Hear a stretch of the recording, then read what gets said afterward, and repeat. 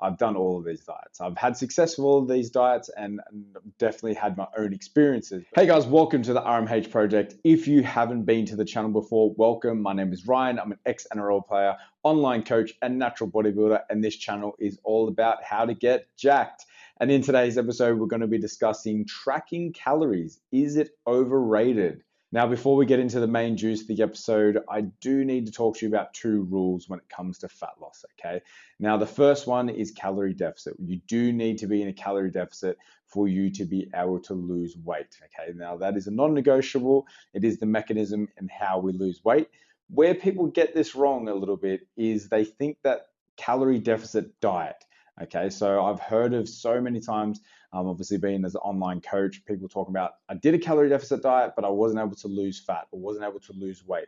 Now, technically, if you're not losing weight, then you're not technically in a calorie deficit, okay? Now, calorie deficit is just a way of describing that discrepancy between your energy intake and your energy output, okay? So if you are consuming less calories than you are expending on a daily basis, that deficit between the two is the calorie deficit. So it's not as if you go on a calorie deficit diet and you lose weight, therefore you're in a calorie deficit, okay? So we're explaining the principle of how we lose weight. Now, there's many ways you can do this. You don't necessarily have to track calories, and that's something that also comes with the calorie deficit is people automatically think that you need to be tracking calories to be in a calorie deficit. Now, there's many ways that you can elicit a calorie deficit, and so therefore there's many ways to be able to lose weight. Now, this is a key point because the ways that we're going to discuss today are ways that you don't have to track, but are going to put you in a calorie deficit, so therefore you're able to lose weight. Okay, now another rule, the second rule, is making sure that you're on a high protein diet. Okay, so you can cut calories, be in a calorie deficit, not worry about what macros, so not have a high protein diet or anything like that. And you will lose fat definitely, but you'll also lose muscle mass along the way. Okay, now we want to make sure that we're eating a high protein diet and doing resistance training. So therefore, the weight that we lose is coming from fat loss, okay? It's not coming from losing muscle. We're able to maintain or if not even gain muscle through this period and able to lose as much fat as possible. So all of that weight loss that we should be achieving through that calorie deficit is coming from fat loss because we've got a high protein diet and we're also incorporating some form of resistance training, okay? Now, outside of these two rules, there is no rules, okay, outside of these two, okay? So it's about being flexible, and that's what we're going to be talking about today is ways of eliciting this calorie deficit, staying in a high protein diet, but being nice and flexible so you can suit your lifestyle, okay? But we do have to have some form of restriction. Okay, obviously, if you've gotten to a point where you're thinking about fat loss diet, it's because we haven't had enough restriction around your diet or your lifestyle, whatever the case may be. So there has to be some form of restriction, okay? Now, this can be achieved through intermittent fasting. So you might restrict yourself to a certain period of time of the day where you're able to eat. So therefore, reducing your feeding window, also reducing your calorie intake. Or you could go to a keto diet. You're restricting yourself to only having protein and fat. So you're cutting out carbohydrates, which is ultimately going to cut down on the amount of calories you're going to eat during the day. Or you could do no snacking. So just restricting yourself to only having 3 meals or 4 meals and make sure we're not snacking outside of that. So accumulating calories. So we're reducing our overall calorie intake. You can also go to a whole foods diet where you're going to restrict yourself only to eating whole foods, so eliminating processed foods, which generally whole foods are a little less calorie dense. They usually keep you a bit more satiated. So therefore, you're less likely to overeat. So therefore, you're more likely to reduce your overall calorie intake. Now, all 4 of these ways can work, and they're going to work through eliciting a calorie deficit. But it's a way of restricting that and achieving that calorie deficit without it being feeling and super restrictive, okay? So finding the restriction that feels least restrictive for you, okay? And that is ultimately what is going to result in long-term success because you're able to stick to the diet because it doesn't feel so restrictive, okay? Now, I've also done all of these diets. I'm not sitting here saying that you should do these and I haven't tried them myself. I've been in the fitness industry for nearly 20 years, whether it be as a professional athlete or even now being an online coach and natural bodybuilder. I've done all of these diets. I've had success with all of these diets and definitely had my own experiences. But the reason why I'm bringing this up is for me, the keto diet didn't really work. Like I got results from it, but I just didn't like the restriction of carbohydrates. It felt too restrictive for me. I like pancakes. I like having the occasional pizza, pasta, whatever the case may be, ramen. I like all of those things which also involve carbohydrates. So it just felt too restrictive for me. So therefore, long term, it's not something that I could follow. Same with intermittent fasting. Love breakfast. Couldn't find myself skipping breakfast. Again, pancakes are the one for me. They are the winner. So the one I found most successful actually was the whole food diet. So when I was a professional athlete, I would train multiple times a day and my energy expenditure was super high. I would burn heaps of calories a day.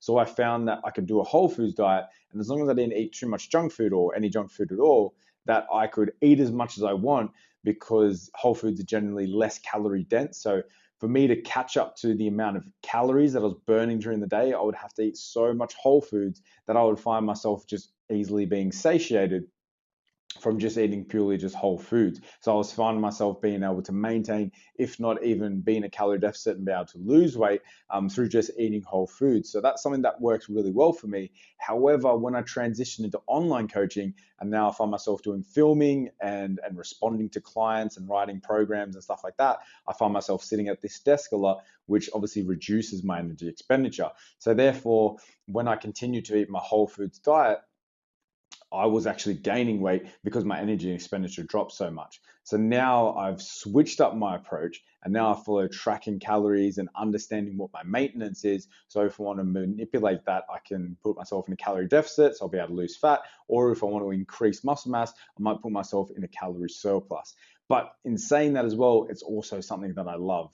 I love to understand the science behind it. I'd love to understand like the little intricacies of understanding what is in certain foods and the calories in certain foods and the micronutrients in certain foods. So these things interest me. So it feels less restrictive for me. So it's something that I'd probably practice anyway, even if I wasn't trying to go into a diet or anything like that. So my conclusion to this is that all approaches can work. You just got to find the one which suits your lifestyle.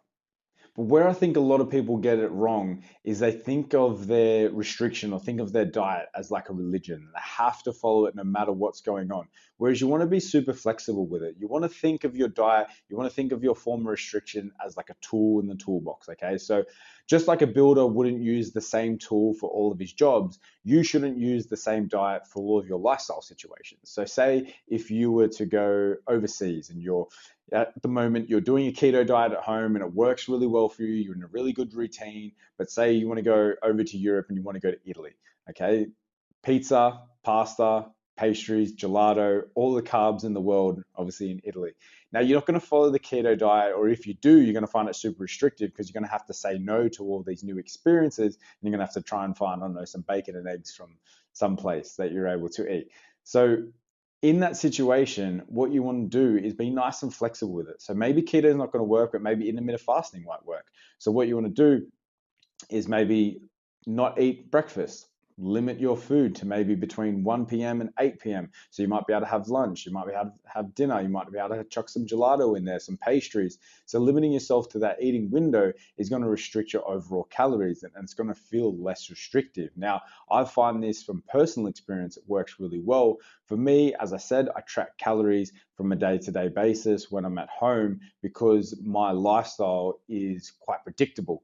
So I do a lot of the same things. I eat a lot of the same foods. I walk my dog at the same time. I work at the same time. I follow the same gym routine. So my life is very predictable. So therefore, it's quite easy for me to track. Whereas when I go on vacation, when I go on holidays, it's obviously not that easy. My energy expenditure will change from day to day depending on our activity levels. I don't follow the same training regime. It's pretty much impossible to track when you're eating out all the time, especially if you've been to Italy. You would know you don't know whether it's a tablespoon of oil or 4 tablespoons of oil that's going into the pasta. You just can't tell. So it's almost impossible to be able to do tracking when you're overseas in that situation. So therefore, what I would do is I would fast during the day. I would have a big breakfast, I would have a big dinner, and then I might have a couple of protein shakes throughout the day and maybe grab a pastry here or there. But I would use that window to just reduce the amount of calories that I would usually eat. So therefore, I can sort of focus on those two larger meals and still enjoy myself, still go out for pasta, still go out for pizza, have gelato, whatever the case may be. But I'm not just going willy-nilly and just eating whenever I want, and ultimately, which is going to cause weight gain. So using little things like this and just swapping and making little tweaks so it can suit you and suit your lifestyle, not being super rigid, is probably the best approach and one of the approaches that's going to last the longest long term. Okay, so final thoughts on this: tracking calories is not essential for fat loss. You can find many ways to elicit a calorie deficit. As I said, there's so many in here, and even the ones that I've spoke about, you can even tweak them to fit your lifestyle, as I did for when I go overseas. Like, I don't necessarily completely fast during the day. I might have a pastry here and there, but overall I'm not having big meals and going crazy. So you can do tweaks with it as well. You just got to find the right method that suits your goals, suits your lifestyle, suit your preferences, and then you can maintain that for a long period of time. Okay, so as I've said 1,000 times in this video, find that best restriction that feels least restrictive for you. So if you have any questions, guys, as always, chuck them in the comment section below. Please like, subscribe, share, do all those things for the channel, and I'll see you in the next episode.